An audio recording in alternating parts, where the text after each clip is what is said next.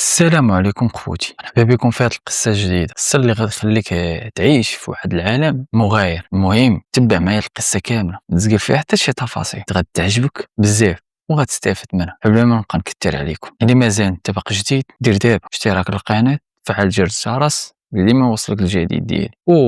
ما السيري قصة وعجباتك يمكن لك تبارطاجيها مع اصدقاء ديالك، ما كثرش عليكم بزاف. يلا نبداو. هذه اغرب قصص الاجراميه اللي وقعت في المغرب، وهي قضيه بوشعيب اللي كانت معروفه بالثمانينات. قصه واقعيه بلمسه دربيات ولاد الحومه. كان واحد السيد سميتو بوشعيب، خدام خياط في واحد الحي شعبي في كازا. كان بنادم ساكت، ما كيسمع ليه حد، كيتعامل بالتي احسن، والناس كاملين كيشوفوه مسكين وما عنده حتى حد في العداوه. ولكن كان مخبي ورا الجانب المظلم بزاف في المعاملات ديالو. بوشعيب كان عنده واحد الهوايه غريبه، وهي انه كان كيقيد كل واحد هانو او ضحك عليه في شي ورقه، وحتى اللي كان كيتسلف من عنده وما كيردش كان كيعتبر هاد الشيء اهانه شخصيه ليه، ما يمكنش يدوزها بسلام. واحد النهار بوشعيب قرر يصفي الحسابات ديالو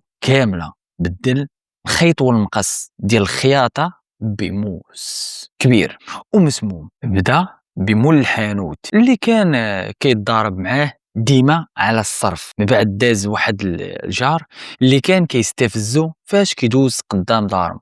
المشكله ان بوشعيب ما كانش كيقتل غير هكا، كان كيدير بحال السيناريو، لكن واحد كان كيستدرجهم بالليل لواحد دار مهجوره في طرف الحومه، كيقنعهم انه غادي يعطيهم واحد السلعه رخيصه وغادي يخلصهم في داك الشيء اللي كيتسالوه. البوليس جاو طوقوا البلاصه ولقاو مقبره جماعيه فيها بزاف ديال الضحايا اللي كان الحومه كيسحاب لهم غير هربوا او سافروا او غيروا المكان. بوشعيب ملي تحاصر بالحقيقه ما نكرش باللي كان كيعاود. بوشعيب كان كيبان لينا واحد منا، جارنا وخدام معانا، وهادشي اللي كيخلي بنادم ديما يقول الوجه كيحشم ولكن القلب ما كيعرفو غير الله. واش بغيتي قصة اخرى من نوع الغموض والتحقيق ولا شي حاجه مختلفه؟ المهم ما تنساوش اخوتي انكم تفرحوني بالسيبور ديالكم، انكم ديروا اعجاب بالفيديو وتشاركوا مع الاصدقاء ديالكم، ولكن اهم حاجه هي الاشتراك في القناه وفعلوا جرس الجرس